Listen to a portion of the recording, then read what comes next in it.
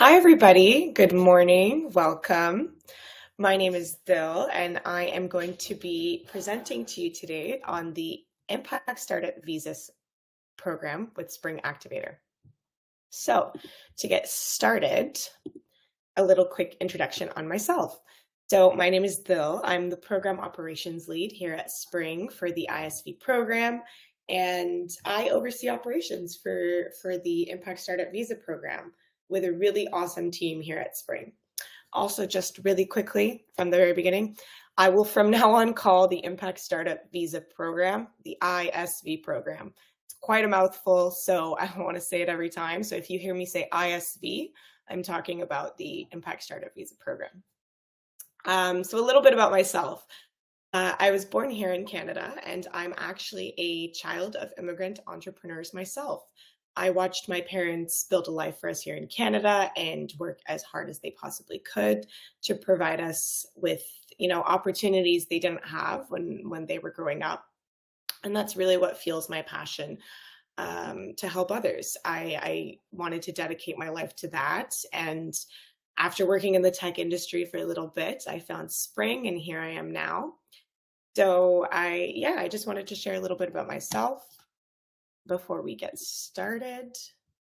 Okay, so what is the Impact Startup Visa Program? Very good question. And it's answered right there. It's an immigration pathway to Canada.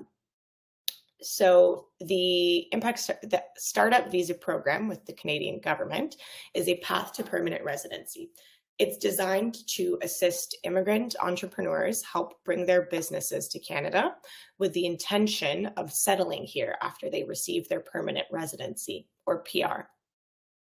So you can see they're looking for immigrant entrepreneurs with the skills and potentials to build businesses that are innovative, that can create jobs for Canadians, and can compete on a global scale. So remember, think of those three things when you're thinking about building your business. A little history about the SUV program as well. So SUV, when I say SUV program, I'm referring to the Startup Visa Program, which is the branch of immigration pathway with the government. So it used to be a 5-year pilot program. It wasn't supposed to be permanent, but they liked it, so they made it permanent in about 2018. And we have been working with them since 2017. So that's been a really long time where we're really deeply entrenched in the SUV sphere of things. And we really do love the program. We really believe in it. The idea is to recruit innovative immigrant entrepreneurs to foster economic growth. So if you go on the IRCC government website, there's 52 incubators supporting startups through SUV. So you might ask, what makes Spring different? Why Spring? How does Spring stand out, right? What is unique about Spring? So it's exactly that. It's that I in ISV. It's the word impact. So we call our program the Impact Startup Visa Program because we are the only designated organization with the IRCC that is actively looking for entrepreneurs who want to make the world a better place. So that doesn't necessarily mean that your business product has to be environmentally focused. There's the idea of social impact, a lot of health technology or education technology companies. And there's also, the idea of running your business in an impactful way. So whether that's diversity in the workplace or sustainable practices and how you run your businesses, there's so many different ways to embed impact into your entrepreneurship. And we're ready to help coach you on that. So don't count yourselves out if you think that your product is not focused on impact and you won't be impact based. So that's 2 points there. We've been an IRCC designated entity since 2017. We are impact focused. We have regional support networks. So we have a very, very diverse team, and we are spread across multiple provinces. I'm joining you from Vancouver here today, but we have our team in Toronto. And then we're spread across the prairies a bit as well. So we have somebody in Manitoba, somebody in Saskatchewan, somebody in Alberta, and we're always traveling. We always have different places to visit. So there's always opportunities to have support in various different networks, different areas. And the last thing I wanted to touch on here is that we are open to all industries. So a lot of the times people will ask us, well, what kinds of businesses are you looking for? Impact-based, innovative, industry does not matter. You could be, consulting, clean tech, agriculture, education, consumer goods, anything. We just love working with founders with diverse backgrounds and diverse industry experiences. So just like I said, think about impact and innovation. Those are your two words. And here's my next slide here. So just rehashing what we went through, we're looking for entrepreneurs and business leaders who are looking to start or move their business. And those leaders are seeking to make a positive impact through their work. And we want innovative people as well. So that's an IRCC requirement as well for your business to be innovative. And they want, something that supports social, economic, political environments to scale their solution. Forgive me, it's early here in Vancouver. On that note, if you'd like to pop into the chat, you can let us know where you're joining from. You can share your name. We love to see where everyone's coming from. And I believe there are some questions in the poll. So there should be a poll on the right side. So you can answer some questions there as well. So back to the presentation. We are the leading startup visa program in Canada, and we have supported 200 plus entrepreneurs from 30 plus countries with really great net promoter scores. We've graduated 18 cohorts. Our alumni is from everywhere: Vietnam, Mexico, Iran, India, Peru, Egypt, Brazil, everywhere. And our team really values feedback. So that's why we always ask our participants from each cohort to evaluate the program, which is what the net promoter score is. So you can see that they think the value of the program and that the program can be recommended to other people. And we're really proud that we run a high quality program with high personal touch for each participant.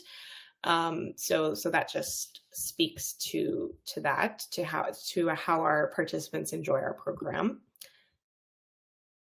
And so the last one I want to touch on here is our offerings.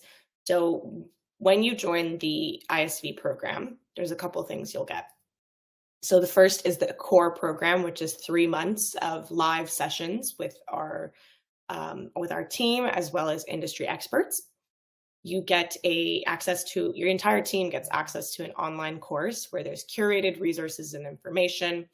In the sessions, you'll be able to have, various huddle groups and discussion sessions where you have collective learning experiences.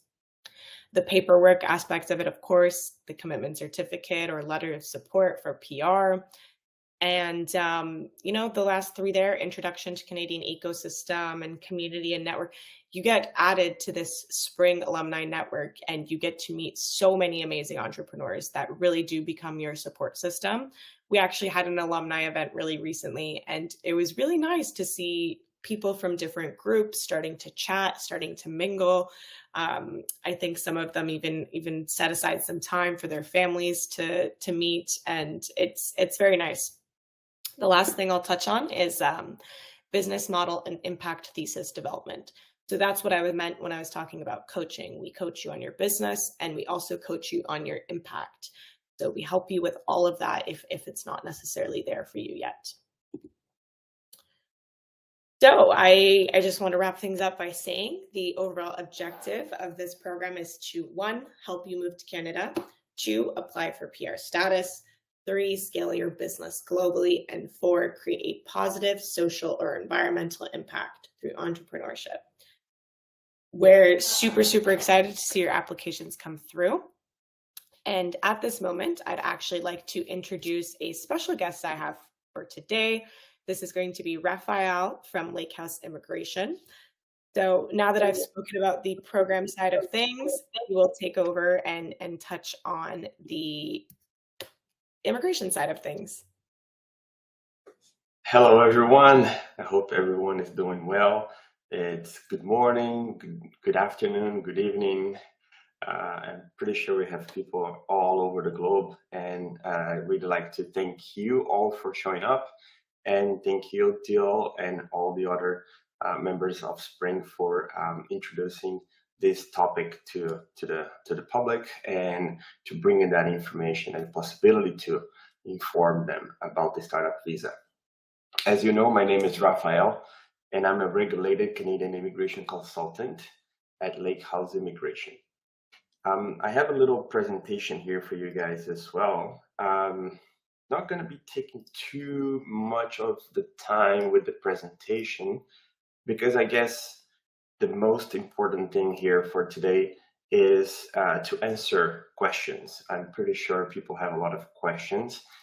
So I'm just going to very quickly introduce the company and the program itself, right? And then potentially some of the questions might be already answered as we go through this quick presentation. But of course, I'll be around to answer more questions, okay? So very quickly about the company, we have two founders. Rodrigo is the CEO and co-founder. He has been working in immigration for quite a long time. And this is me, also working with immigration and immigration related matters in Canada for more than 10 years. When I actually became a Canadian immigration consultant, I did so because I wanted to bring a little bit more human-centric approach to this profession, which I think it was lacking at the time. And then I believe we're doing a good job with that. Our clients are very happy with the way that we conduct the applications. It's very different, very unique. So here is something about Lakehouse Immigration. We are specialized in startup visa, but we also work with a few other types of immigration for permanent residency and for temporary visas as well. And for the startup visa, which is the focus of today's presentation here, Dil touched a little bit on this one here. So for you the first three things that should come to your mind when you're looking at the startup visa are, is my business innovative? It could be a product, it could be a service, it could be a process, it could be many things. As long as you're bringing innovation to a specific area, to a specific sector, you are putting your company in that qualification there. Of course, you have to have an expectation to create jobs in Canada. This is also an important topic because a lot of companies have their growth plan by outsourcing their people in many countries, sometimes for qualified and cheaper labor. But for the startup visa, it must have the goal to also create jobs in Canada. And of course, the third one, also very important, to compete on a global scale, meaning putting the Canadian brand, let's say your company as a Canadian company, as the leading in your sector with your innovation, competing in a global market, okay? There are other criterias, and here we start to look a little bit more into the applicant itself, right? So for the applicant, you must have a minimum level of English or French for the startup visa, which is equivalent to CLB 5, Canadian Language Benchmark 5. This is, I would say, an intermediate English level or French level. You also are required to prove that you have enough funds. Now, the funds are supposed to be for you to settle in Canada. So there is a table of funds that ranges according with your family size, and then you are required to prove the funds to submit your application. One thing that not many people know, that are opportunities for the startup visa, which is a permanent residency application itself, but there is also an opportunity to apply for a work visa. And the work visa has a different proof of funds requirement, right? So this is an important thing to mention, though not many people know about it. Also, The startup visa allow a company to bring 5 founders. Okay, so for each one of the founders, there is a minimum number of equity in the business. So individually, the minimum is 10%. However, if you are a sole person in the business, you must have at least 50% in the business. Because the combination of all the founders must meet 50% or more, even though individually it's minimum 10%. So this is a bit confusing. Think about this. If you have a team of 3 people, if each one of you have 10%, you still have less than 50. So you have to have more than 10 so that each altogether you get to 50%. That's how it works. So if it's 1, 2, 3, 4, or 5, you need to make sure that you meet the requirements for the minimum of 10%, but also for the minimum of 50% for the group. Okay, we can talk a little bit more about that in the Q&A if that explanation wasn't clear enough. And then, of course, we have the last criteria here, which is the letter of support that is issued by a designated organization like Spring as an incubator, which is a document that will provide the support that the incubator is giving to your company so that your company will learn how to grow in Canada. So here are some of the benefits for the individuals and for the company, right? So for the individuals, we have visas not only for the founders, but also for the family members. Immediate family members are spouses and dependents up to 21 years of age. As soon as they hit 22, they're no longer considered dependent. Also, for the dependent, they have free education in Canada until they complete high school. So you don't need to worry about paying for education until they complete high school. And that's when all Canadians actually pay for education in the post-secondary level. You also have access to the government medical system. Okay, so basically, even when you come as a worker, before you become a permanent resident, you will have access to the medical system. Now, something that is also important for from a personal level, right? You have an opportunity to apply for citizenship after you become a permanent resident and you stay in Canada for 3 years minimum. Okay, so this is an opportunity that this program will help you in the future in case you have any interest in becoming a Canadian citizen.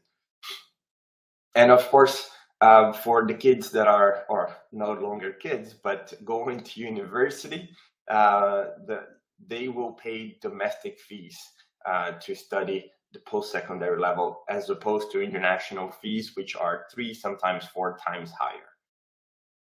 Now, for the business, we have very good point to point out as a benefit. For example, if you are looking for United States to expand your business, sometimes opening the door to United States, it's tough when you're in, let's say, Nigeria, or maybe in Peru, right? So, or maybe even in South Asia. But if you are in Canada, if you have a Canadian business, you have very facilitated access to the American market because of CUSMA, which is a free trade agreement between the 3 countries in North America. And you also have not only that agreement, but Canada has, if I'm not mistaken, more than 40 agreements with other countries. So basically, you will be able to open up your possibilities to a lot of countries to have that kind of a free trade agreement. And not only that, Canada has also a very thriving startup ecosystem. And as you could see, and Dil was mentioning, there is so much going on in the startup industry here. in many fields, in many different areas, that it's very possible for you to get very good networking, start building relationships, and that will grow into a thriving business.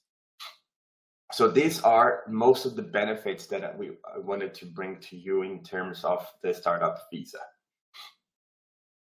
This is how we usually work. If you have not applied for the incubator yet, and you're wondering if you have a good application and you're not sure yet, you can send us an assessment form. We're going to have a Zoom call with you. The first Zoom call is going to be free with the company. It's not going to be with me, but we have Rodrigo, our CEO. He handles this first call with companies to make sure that you are in the right position to hire the consultation. If it makes sense, then you hire the consultation, and then we're going to make sure to evaluate not only you, but your family members too, and all your co-founders. Everyone needs to meet the requirements, not only the main applicants, but we also need to look at the background and admissibility for the family members. So basically, we do this consultation here to make sure that everyone is good to go and there are no red flags. And then once that we confirm, then if you haven't applied yet, then it's a good time to apply for the incubator. When you receive the letter of support from the incubator, we will start your application process, which is a very unique way that we handle applications. As I was mentioning in the beginning, I handle all applications for startup visa personally, and I meet with each one of the founders in their businesses individually, so that I will make sure that your application is being supervised, it's being monitored, and it's being processed properly by me. Okay, so we're going to have multiple sessions where we're going to be talking about many of the important aspects of your application. And this way, we're going to make sure that you're going to submit a strong application, and you're going to have our support all the way until you get the results. Okay, so basically, that's pretty much what I had to present to you. As I mentioned, I didn't want to take too much time in the presentation, and just would like to open up the room for questions now, to make sure that we will be able to answer most of the questions that you may have today. We'll do our best, right? Thanks, Rafael. That was great. So let's start pulling some questions here from the question box. A very interesting one that that caught my eye from Ali Reza. If a member of my team is in the process of obtaining a USA green card and simultaneously applies for Canadian PR, will this cause confusion, raise red flags in both immigration offices? Is it feasible to pursue both without incurring conflicts? Well, the two countries, United States and Canada, share information about immigration. One of the most important things about the startup visa is your intention to actually have your business in Canada and grow your business. You being eligible, and you can apply for permanent residency in both countries. There's no conflict in that. You are potentially possible to be a permanent resident in both, because you don't have to stay 100% of the time in Canada. So you should be able to stay in Canada, go to United States, and then maybe you're going to be doing business between the two countries. So there's not effectively a conflict in there, but you need to disclose that for sure, and you need to make sure that your intentions are very clear when you are applying for the startup visa. Perfect. All right. So this next one I'm going to jump into is from Neville. So he would like to know if any investment is required before landing in Canada. As per the IRCC site, there is no requirement for early investment. And that's correct. Mainly, if you are getting your startup visa application through an incubator, which will provide you the letter of support. The investment that you are doing, it's literally the incubator itself, right? But there's no further investment required for your business. Of course, there is the proof of income, which is individual. And the reason they do have that is because not all companies will be providing revenue right away, which you could be having an income, right? So that's why there is the need for you to prove that you have enough funds to support yourself. Exactly. And I see a question here with family members. It's the same with family members. If you're bringing, I believe, one person with you, it's a different level of proof of funds. Two people, you need a little bit more money because exactly that, you need to prove you can support them. So just a funny point very quickly here. Some people think that not including the family members in the application will lower the proof of income requirement, which is not correct. So even if you're not including your family, you're still supposed to provide to your family. So Yeah. you will have to prove the funds regardless if they're joining you in the process or not. Yeah, so that takes us to this next question too. There's 5 people who can apply for Startup Visa Program. Can any family member be one of them? Well, yes, why not? You could have a brother, sister, an aunt, or father, mother being your co-founder. It's fine as long as it makes sense. You cannot make this program like, oh, I'm gonna gather my family and we are all gonna get a PR in Canada, because each person should be meticulously selected to be part of your company, because each one will have a role and they must prove that they're eligible and not eligible, sorry, they're capable of performing the duties of that role. So we look at the background to make sure that, yes, you not only have the experience or education or both, but you can prove, right? We need to prove that you are capable of doing it. Exactly. So if it's you and your brother and you've been working on this business since college and he's the CTO with a tech degree, that makes sense. But Yes. if you just have a random cousin on your SUV application who has 0 experience and started working for your company 6 months ago, that might be a bit of a red flag. Yeah, that's a big red flag right there. Yes. Big red flag, I should say, in fact. Perfect. All right. So we have another question here from Yanda. Are you able to work for another business while building your business? Well, it depends. First of all, when you apply for a startup visa, this is a PR application. You not necessarily will be in Canada. When you choose to apply for the work visa in Canada and then you come to Canada, currently the work visa is closed, meaning you can only work for your own business in Canada. So if you cannot look for jobs in Canada with a closed work visa, right? So you're only allowed to work for the company that has the name on your permit. Exactly. Now, if you still have your business back home, even though you're physically present in Canada and you can work remotely to that business back home, that's okay, because you're not working for a Canadian business, right? You're working for your own business back home. So that's fine. There are talks about open work visa in the future, but immigration hasn't released any instructions for that yet. So we see that it's coming, but for now, it's just a closed visa so far. Exactly. Very good point. The IRCC has announced their intention to do an open work visa. However, it is merely that so far. It is just an intention.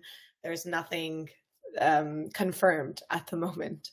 Yeah, the way that I've been putting it is a promise so far.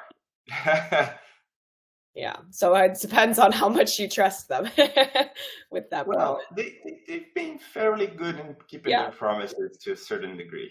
That's good to know. That's good to know. All right. Perfect. So I see one question here. My business is in the luxury startup. Am I eligible to apply? So, like I said, we are industry agnostic. If you think that your business isn't necessarily impact based, just think about what I said. Think about how I mentioned conducting your business in an impact based manner, right? There's different levels to it. One of the things that Spring looks at is diversity and equity and inclusion in who we hire. So it could be as simple as that: how you hire people, how you maintain records. There's a lot of different things. So I always say, if you're concerned that your business isn't impact based enough, apply anyways. You never know. And if you're Yeah, interested, yeah, keep in mind the innovation part of it. Keep in mind the job creation, and is your business has a potential to compete in a global market, right? If you think that you can cover these three, you probably are eligible.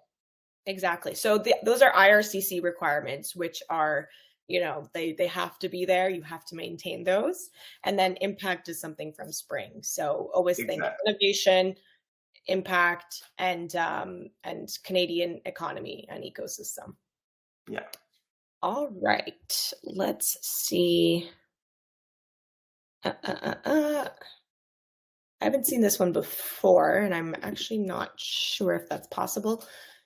Can you apply for a work permit and PR at the same time? Great question.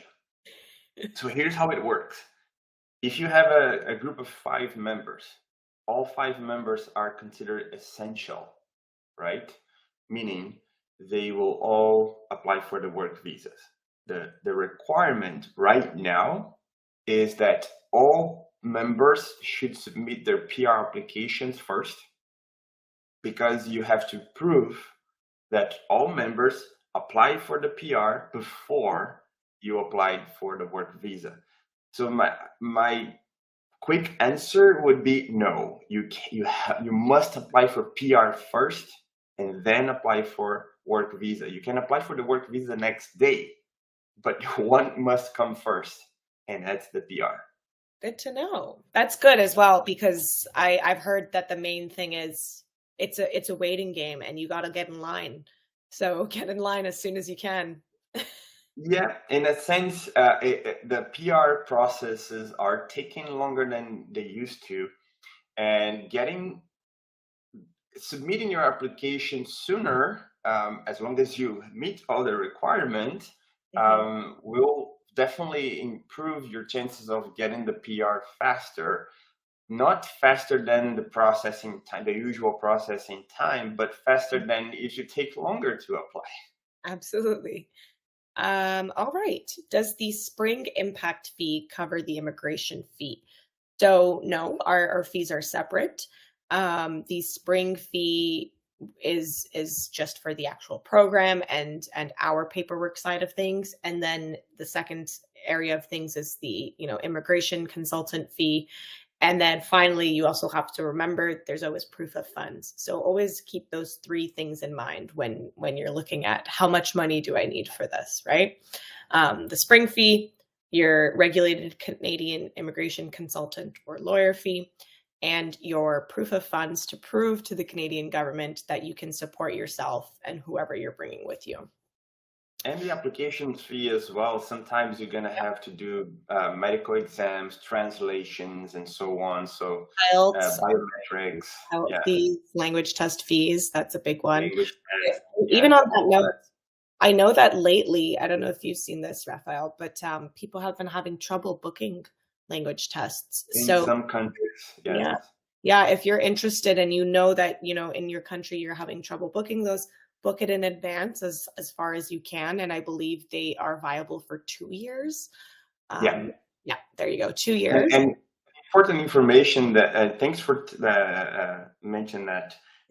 We must submit the valid English test result at the moment of your application. It doesn't have to be valid all the way to the end.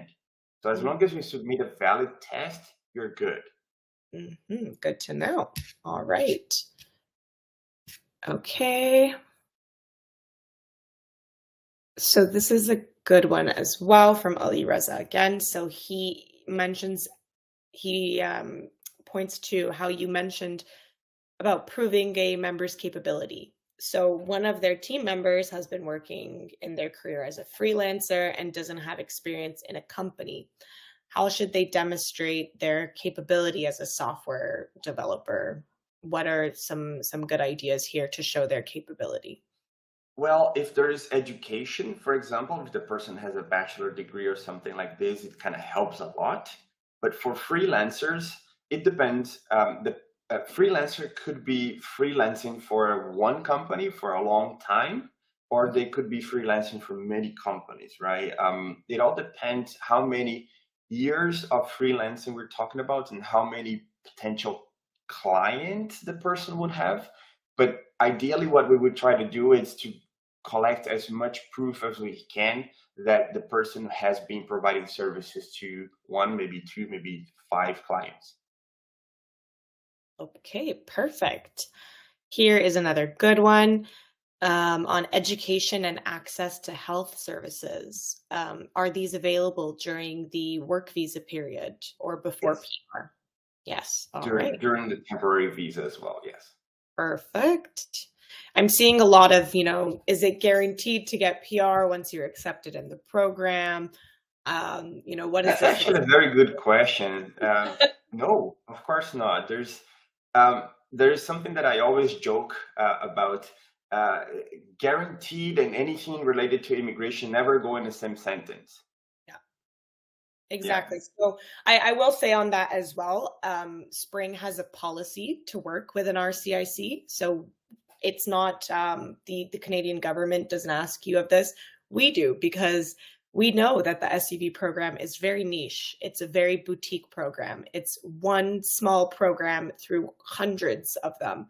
And so we want to make sure that your paperwork is done properly by someone who knows the program well. So we actually have a list of recommendations. And I can say that everybody who has gone through our program and has filled out their paperwork properly has had no issues with their immigration. And if I think we have had some occasions where they do, but you can always appeal the decision. So that's always possible as well.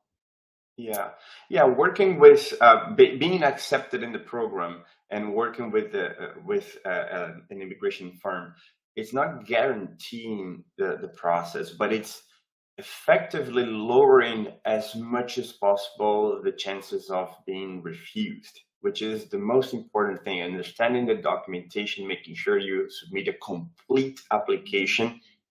And believe it or not, most people that apply by themselves end up getting their visas returned. It's not refused, which is, I'm not sure if what's worse, but it's returned. So can you imagine you waited for almost 2 years to get an application returned to you, and then they said you missed one document? This Yeah. is terrible, right?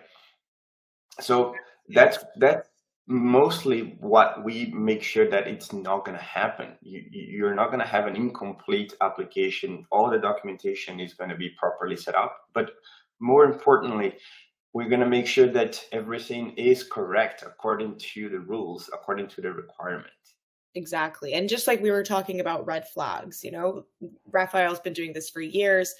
Spring's been doing this for years. So even though we're not even RCICs, we catch a couple red flags here and there, and we do our best to advise you. But we always say, listen to your RCIC; they know best. They are licensed to support you on this. Yeah. Okay. Da, da, da, da, da. Let me see. So the work permit validity, someone is asking how long the work permit is valid. Is it 2 years? Is it 3 years? As of right now, is a 1 year. This is very clear. It was never as clear as it is today. What is the duration of the work visa? The promise is that it's going to be up to 3 years. But as I said, that immigration hasn't released any further instructions about the longer and open work visa yet. So keep it with the 1 year closed work visa for now. Perfect. So now I'm getting some questions on Spring's fees. So we do have two different program streams. You can get more information on our website. We are currently updating pricing as well, so there you might see some different numbers. And same thing with, I see a question on how many installments do we have to pay the spring fee. We do it in 2 installments prior to the program start date. But again, this is subject to change. All of that is always subject to change as we change our offerings, as we update program structure, as the years go by. All right. Let's take a couple more, and then I believe we are almost out of time. Let me see.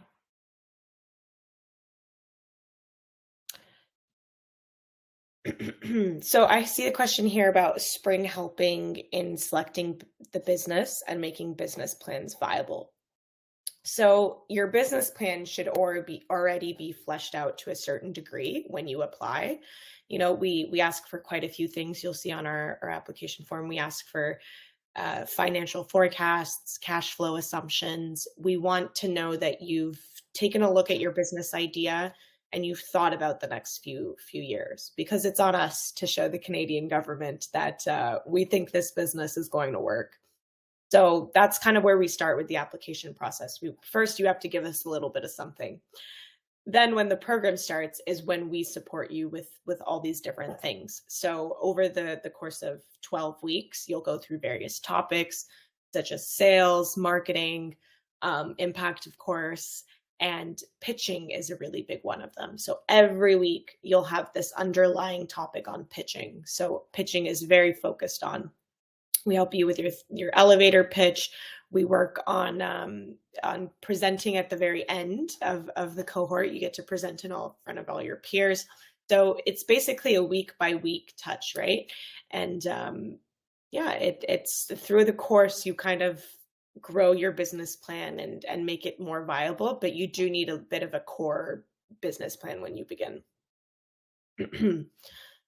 All right, and let's take, I think, 1 or 2 more questions.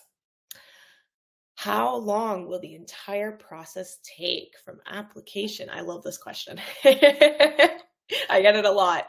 From application to due diligence to approval to LOS issue to landing in Canada. Thank you, Ori. I love this question. So I'll start with the first half and then I'll throw it to Rafael. Yeah. So from application to receiving an offer to the program, I recommend 3 months. It can take about a month for you to finish your application process, and it can take 1 to 2 months to do your paperwork. I think it's always nice to leave yourself a little bit of space before the program starts too, because you're going to do this amazing thing where you're leaving your home and you're moving to another country and you're taking your business and your family possibly with you.